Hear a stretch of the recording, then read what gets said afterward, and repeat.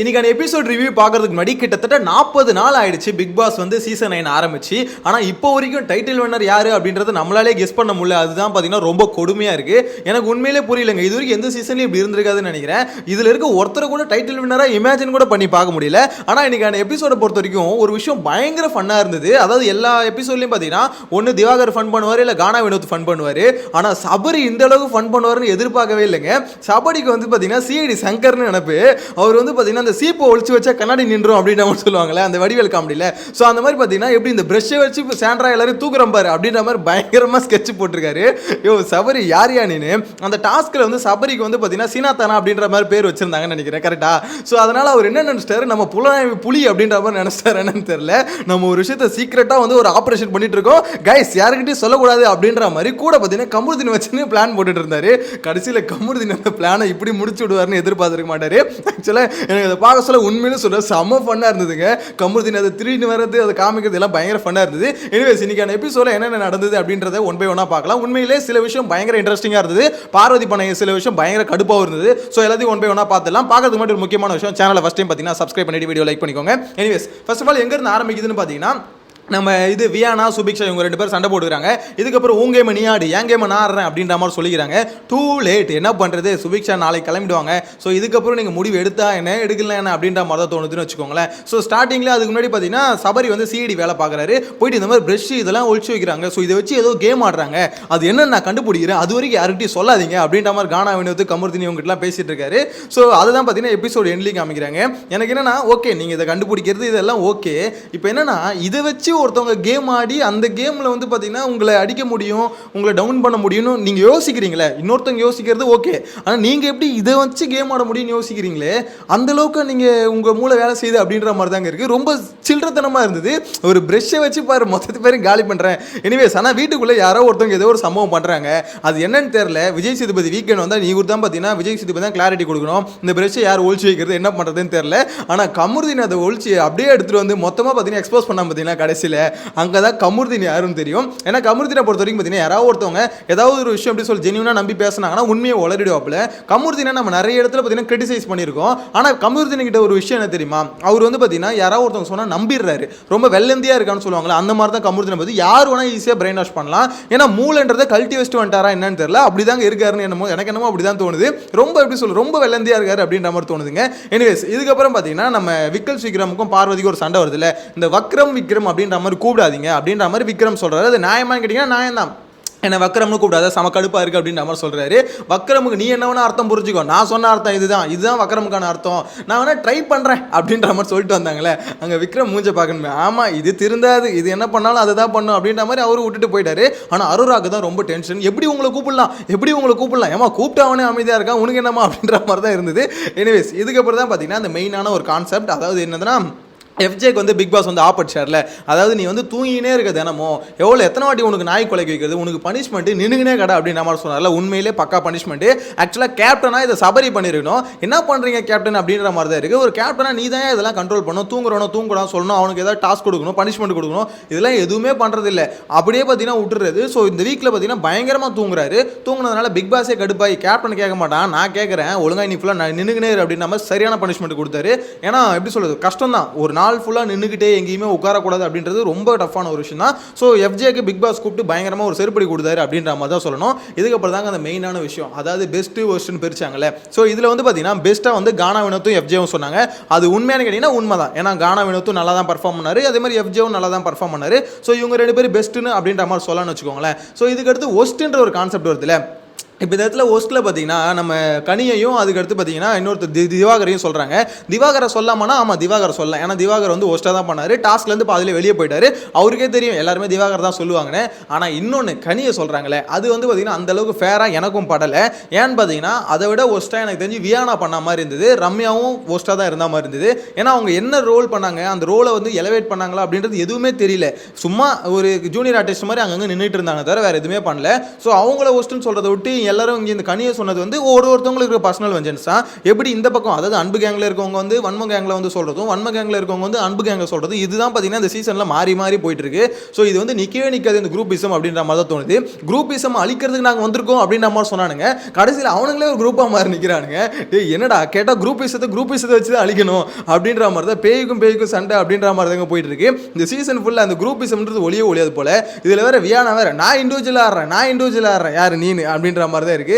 ஆக்சுவலாக வியானோட குரூப் வந்து ரொம்ப சின்ன குரூப்பாக இருந்ததுங்க. அந்த சின்ன குரூப் என்ன ஆயிடுச்சுன்னா இப்போ சுக்கான ஒருங்கிடுச்சு. அதாவது அந்த சின்ன குரூப் விக்கல் சிக்கிரமே வியானா அப்புறம் சுபிக்ஷா இவங்க 3 பேர் தான் மோஸ்ட்லி டீம் அப் பேசிக்க மாட்டாங்க. எப்பவுமே அன்பு கேங்கும் சரி வியானா டீமும் சரி பெருசாக பேசிக்க மாட்டாங்க. ஆனால் அவங்களுக்குள்ள ஒரு விஷயம் இருக்கும் இவங்க பண்ணது. ஏன்னா அப்பப்போ பேசிப்பாங்களே இவங்க சரி பண்ணுற இவங்க இது பண்ணுறாங்க அது பண்ணுறாங்க அப்படின்னா அவங்களுக்குள்ள ஒரு கனெக்ஷன் இருக்கும். ஸோ அந்த வகையில் பார்த்தீங்கன்னா சுபிக்ஷா தனியாக பிரிஞ்சதால வியானாக்கு வந்து பார்த்தீங்கன்னா கை உடஞ்ச மாதிரி ஆயிடுச்சு. என்னடா பண்ணுறது அப்படின்ற மாதிரி சுற்றிட்டு இருக்கும்போது இந்த திவாகர் என்ன பண்ணுறாரு பார்த்தீங்களா, கூப்பிட்டு வா வியானா ரீல்ஸ் பண்ணலாம் அப்படின்ற மாதிரி கூப்பிட்டு நிற்க வச்சாரு. ஆக்சுவலாக பிக் பாஸ் கேமராமேன் வந்து பயங்கரமாக திவாகரை வச்சு செய்கிறாரு.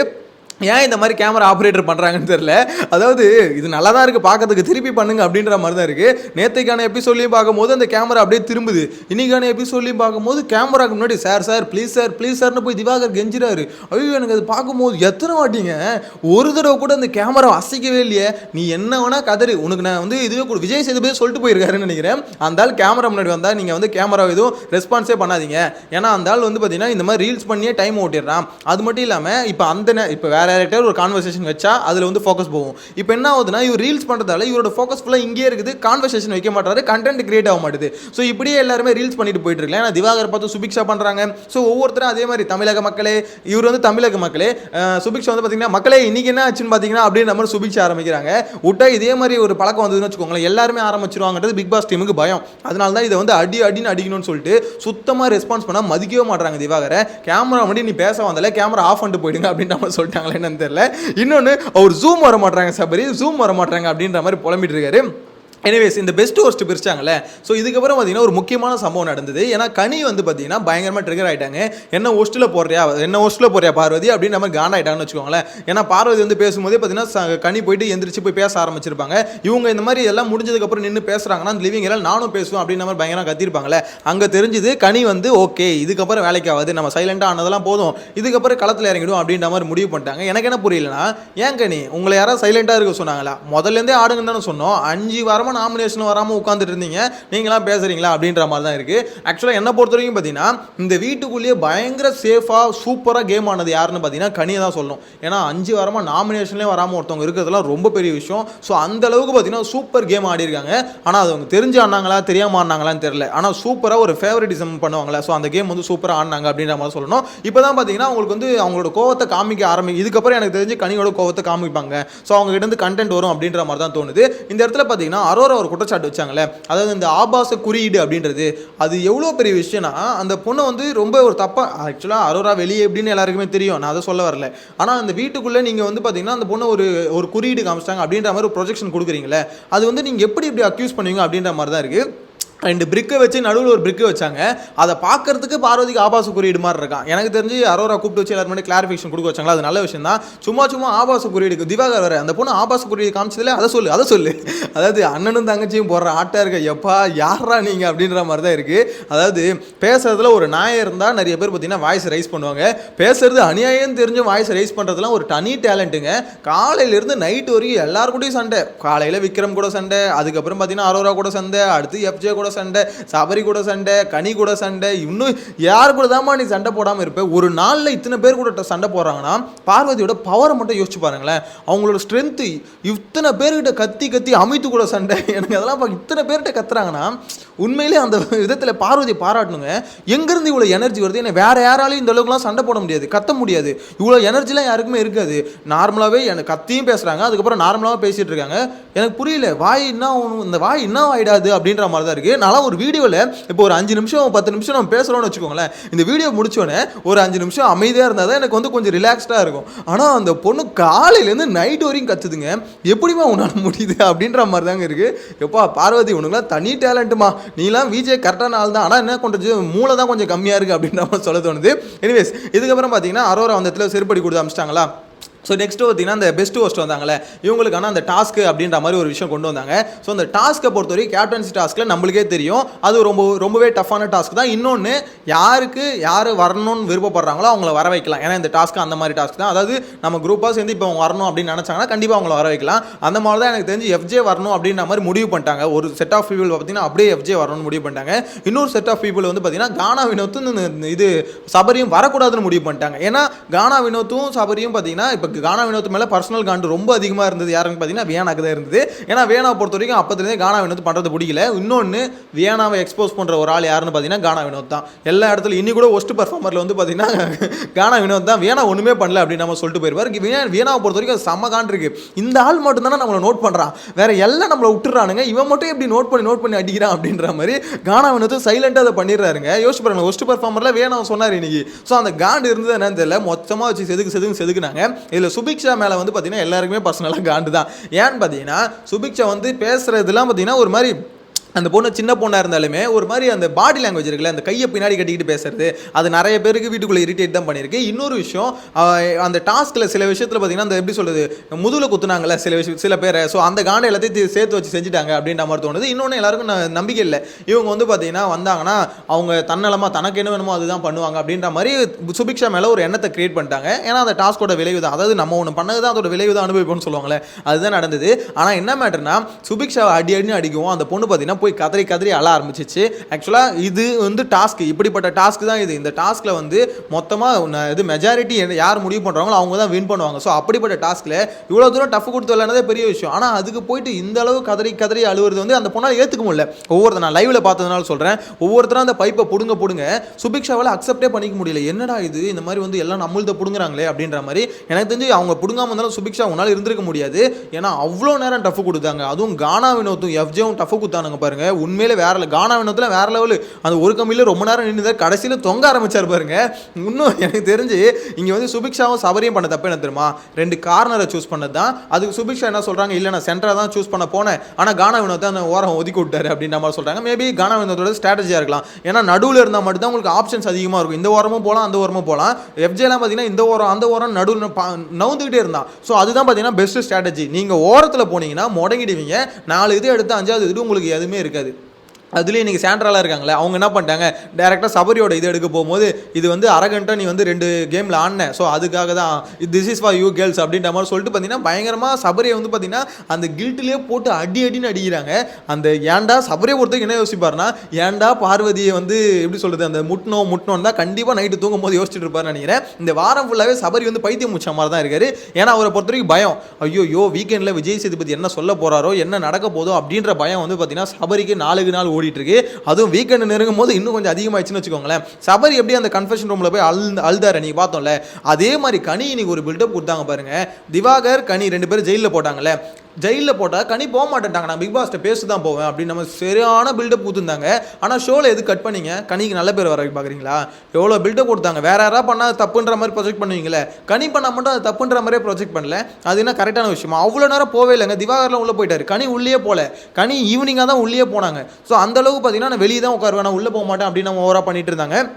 அதுக்கடுத்து நான் சாப்பிட மாட்டேன், பிக் பாஸ் என்கிட்ட பேசினா தான் சாப்பிடுவேன், நான் போய் கன்ஃபெஷன் ரூமில் பிக் பாஸ்ட்டை பேசணும், எனக்கு ரொம்ப மனசு கஷ்டமாக இருக்குது. ஏன்னா இவங்க எப்படி தெரியுமா, கன்ஃபெஷன் ரூமில் பேசினா அங்கே அழுதா அது வந்து வெளியே வரும் அப்படின்றத தெரிஞ்சு பண்ணுறாங்களா என்னன்னு தெரியல. உங்களுக்கு உண்மையிலே ஃபீலிங், நான் என்ன கேட்குறேன், உங்களுக்கு உண்மையிலே ஃபீலிங் இருக்குன்னா ஒன்று பாத்ரூமில் போய் அழுகணும், இல்லை நீங்கள் தனியாக எப்படியோ அதே இடத்துல உட்காந்து அழுது புலம்பி கொட்டி தீர்த்துடணும். அது என்ன கன்ஃபெஷன் ரூமில் போயிட்டு அங்கே போய் எல்லாம் ஓகே அப்படின்ற மாதிரி மைக்கு முன்னாடி உட்காந்து அழுதாதான் உங்களுக்கு வந்து மனசு வந்து ஃப்ரீ ஆகிட்டு வருமா? என்னங்க யாருக்கிட்டீங்க விட்றீங்க ரீல் அப்படின்ற மாதிரி தான் இருக்குது. சபரி என்னன்னா நீ கன்ஃபெஷன் ரூம், அது நான் காலையில் நடந்த சம்பவம், நைட்டு போயிட்டு பார்த்தீங்கன்னா கன்ஃபெஷன் ரூமில் அழுகுறாரு. இவங்க என்னன்னா அதே மாதிரி காலையில் நாமினேட் இந்த இதில் பண்ணாங்க ஃபஸ்ட்டு வருவாங்கல்ல, ஸோ அதுக்கு வந்து பார்த்தீங்கன்னா நைட்டு போயிட்டு நான் வந்து பிக் பாஸ் என்ன கூப்பிட்டா தான் நான் போய் இது சாப்பிடுவேன் அப்படின்ற மாதிரி பில்டப் கொடுத்துட்டு இருக்காங்க. ஸோ எனக்கு அதெல்லாம் பார்க்கும்போது இது வந்து பக்காவாக எப்படி சொல்கிறது, ஒரு மாதிரி சிம்பத்தி ட்ராமா கேம் ஆடுற மாதிரி எனக்கு என்னமோ ஃபீல் ஆகுதுங்க. ஆக்சுவலாக இதில் பிக் பாஸ் வீட்டில் பொறுத்தவரை சிம்பத்தி கேம் ஆடுறது ரொம்ப ஈஸி. நம்ம ஒரு தப்பு பண்ணிட்டு தப்பு தான் தெரியும், ஆனால் அதுக்கு பின்னாடி ஃபீல் பண்ணுற மாதிரி ஈஸியாக சிம்பத்தி கேம் ஆடலாம். தான். ஆனால் கனி இப்போ வந்து பார்த்தீங்கன்னா எதுக்கு இந்த ட்ராமா பண்ணிட்டு இருக்கான்னு தெரியல. ஏன்னா இப்போ அவங்கள ஒஸ்ட் பர்ஃபார்மராக சொல்லிட்டாங்க. இப்போ நீங்கள் குரூப்பாக இப்போ இங்கே கனிக்கு ஆப்போசிட்டாக நடந்தது குரூப்பிசமானு கேட்டிங்கன்னா குரூப்பிசம் தான். ஆனால் அதே குரூப்பிசம் தானே இவ்வளோ நாள் நீங்களும் பண்ணிட்டு இருந்தீங்க. நீங்களும் அதே ஃபேவரட்டிசம் தானே பண்ணிட்டு இருந்தீங்க. 5 வாரமாக நாமினேஷனில் வராமல் இருந்தது ஃபேவரட்டிசம் தானே. ஸோ இதெல்லாம் நீங்கள் பண்ணது தானே உங்களுக்கு திருப்பி அடிக்குது. இப்போ என்ன விஷயம்னா மக்களுக்கு வந்து பார்த்தீங்கன்னா இப்போ இந்த பக்கம் குரூப்பாக தான் பண்ணுறாங்க. ஆனால் எதனால் ஒரு சப்போர்ட் வந்து இந்த பக்கத்தில் இருக்குதுன்னா இவனுங்க குரூப்பாக பண்ணாலும் இன்னொரு குரூப் அந்த குரூப்பை ரொம்ப நாளாக இருக்க ஒரு குரூப் அடிக்கிறதுனால இது ஓரளவுக்கு பரவாயில்ல இந்த புது குரூப் அப்படின்ற மாதிரி யோசிக்கிறாங்க. ஆனால் இதே மாதிரி இன்னும் கொஞ்ச நாள் பண்ணாங்கன்னா இந்த குரூப் மேலே காண்டு வந்துடும். அது வேறு விஷயம். ஆனால் இப்போதைக்கு ஏன்னா இந்த குரூப்பில் பார்த்தீங்கன்னா இன்னொரு ஒரு ப்ளஸ் என்னன்னா ஆள் மாறிக்கிட்டே இருக்காங்க. பார்வதி திடீர்னு உள்ளே வராங்க, திடீர்னு வெளியே போகிறாங்க. பார்வதி ஒரு சமயம் பார்த்தீங்கன்னா இவங்களுக்கே ஆப் அடிக்கிறாங்க. ஸோ இந்த வேலையெல்லாம் இந்த குரூப்லேயும் நடந்துகிட்டே இருக்குது. எனக்கு தெரிஞ்சு இந்த இடத்துல பார்த்தீங்கன்னா சாண்ட்ராலாம் கொஞ்சம் கிளவராக ஆடுறாங்க அப்படின்ற மாதிரி தான் தோணுது. ஆனால் என்ன பிரச்சனை கழட்டி விட்டாங்கன்னா கொஞ்சம் பெட்டராக இருக்கும். பிரச்சனை வந்து நெக்ஸ்ட் வீக்கில் நாமினேஷனில் கொண்டு வந்து எப்படியாவது அடிச்சு துரத்தி விட்டுணும். உண்மையிலே சாண்ட்ராவால் எனக்கு தெரிஞ்சு பெட்டராக ஆட முடியும். சாண்ட்ரா இண்டிவிஜுவலாக யோசிச்சாங்கன்னா இன்னுமே பெட்டராக ஆட முடியும். பிரச்சனை தான் உங்களுக்கு இருக்க பெரிய டிஸ்டர்பன்ஸ் அப்படின்ற மாதிரி எனக்கு பர்சனலாக ஃபீல் ஆகுதுங்க. எனிவேஸ் இன்னைக்கான எபிசோட் ரொம்ப சூப்பராக முடிஞ்சுது.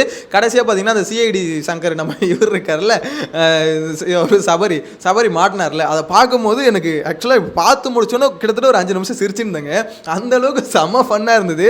சபரி என்னையா நீ போட்ட பிளானை இப்படி மாட்டி விட்டான் எத்தனை வந்து மக்ருதீனே அப்படின்ற மாதிரி தான் இருந்தது. ஆக்சுவலாக எனக்கு கமருதீன் கிட்ட அதை பார்க்கும்போது ரொம்ப சிரிப்பாக இருந்ததுங்க. அதாவது இவர் வேறு சபரி வேறு சொல்லுங்க கமருதீனுக்கு காமிச்சிட்டு எடுத்துன்னு போயிட்டு கமருதீன் யார்கிட்டையும் சொல்ல மாட்டான், நீங்களே யார்கிட்டையும் சொல்லிக்காதீங்க அப்படின்ற மாதிரி கானா வினோத்துக்கிட்ட சொல்லியிருந்தார்ல. சபரி யாரியா நீனு அப்படின்ற மாதிரி தான் இருந்தது. ஆக்சுவலாக ஏதோ ஒன்று பண்ண ட்ரை பண்ணுறாருங்க. அது என்ன பண்ண போகிறாருன்னு வீக்கெண்டில் பார்க்கலாம். ஏன்னா அவர் வந்து ஒரு இன்வெஸ்டிகேஷனில் இருக்காரு. அது இன்வெஸ்டிகேஷன் எப்போ முடிச்சு ரிப்போர்ட் வந்து பார்த்தீங்கன்னா விஜய் சேதுபதி கிட்ட சப்மிட் பண்ண போகிறான்னு தெரியல. சாட்டர்டே எபிசோடில் சப்மிட் பண்ணுறா இல்லை சண்டே எபிசோடில் சப்மிட் பண்ணுறான்னு தெரியல. பார்க்கலாம், வெயிட் பண்ணி பார்க்கலாம். எனிவேஸ் நெக்ஸ்ட் வீடியோவில் மீட் பண்ணலாம். Bye by.